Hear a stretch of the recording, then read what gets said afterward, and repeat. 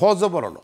এখন আমরা যখন আমরা সংস্কার বলছি পুলিশের, আমি মনে করি এই সংস্কার পুলিশ বলেন প্রশাসন মনে কোন সংস্কার হবে না। এটা জাস্ট 10% চলে গেলে 1 বছর প্রায় কাছাকাছি চলে আসছে। মানে ইলেক্টেড গভর্নমেন্ট 5 বছরের মধ্যে 20% সময় অলরেডি নিয়ে নিছে আওয়াজ দিয়ে।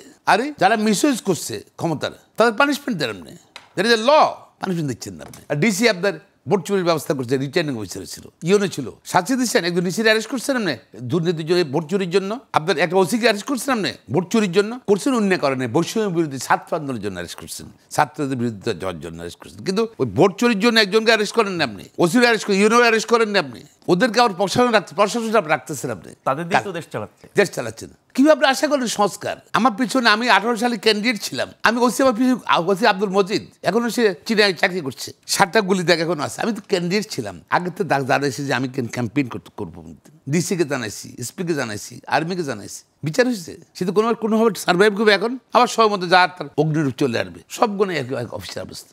আর প্রথম পুলিশের দুর্নীতি বন্ধ করেন, দ্যাট ইজ ইম্পর্টেন্ট থিংস। পুলিশের দুর্নীতি বন্ধ করবে সরকার বা প্রশাসন বা রাজনীতিবিদরা, আগে তো তাদেরকে দুর্নীতিমুক্ত হতে হবে। এখন আমাদের সমস্যাটা কি জানি, সমস্যা হলে সংস্কার মস্কার এগুলো আমার কাছে অবাস্তব জিনিস মনে হয়, অবাস্তব মনে হয় আমার কাছে।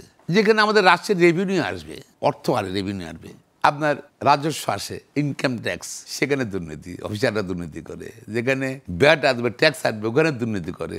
পোর্টে ট্যাক্স আসবে, দুর্নীতি করে। যেখানে সোর্স অফ গভর্নমেন্ট রাষ্ট্র, দুর্নীতি করে। আমরা যেমন দেশে আছি, আমরা রাষ্ট্র গরিব, কিন্তু রাষ্ট্রের কিন্তু অনেক লোক ধনী, অনেক জনগণ, অনেক কিছু লোক অনেক ধনী, রাষ্ট্র গরিব। কিন্তু that should be change. No, তারা কিভাবে হলো? ব্যাকগ্রাউন্ড খুঁজেন। বাংলাদেশে যত 150 কোটি 200 কোটির মালিক, যে 1000 কোটির মালিক, 90% পলিটিক্যাল ব্লেসিং হয়েছে, রাজনৈতিক বিভিন্ন সরকারের রাজনৈতিক ব্লেসিং হয়েছে 90%। এমন কোন না কোনোভাবে রাষ্ট্রের সম্পত্তি, রাষ্ট্রের টাকা তারা আত্মসাৎ করছে। আমি মনে করি হয়তো আমি ভুল হইতে পারি, এগুলি নিশ্চিত করে। আপনি সংস্কার করতে এগুলো করবেন, আপনি কিছু করলেন না, আপনি শুধু আওয়াজ দিয়ে যাচ্ছেন।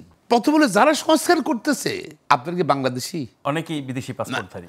আমি তো বিদেশে পড়ালেখা করছি, আমার ছেলে মেয়ে বিদেশে পড়া, সব দেশে চলে আসছি। Because I live my country, I love my country. আপনি এত দেশপ্রেম, দেশের সংস্কার চাচ্ছেন, সংস্কার কমিশনার ঢুকছেন, why you are working USA? বিদেশে থাকেন কেন? দেশপ্রেম থাকলে বিদেশি পাসপোর্ট নেন কেন? ডুয়াল ন্যাশনাল নেন কেন আপনি? কেন? শুনে আপনারা যারা দেশপ্রেম আছে, তার বাস্তবতা বুঝে, তারা সংস্কার করতে পারবে।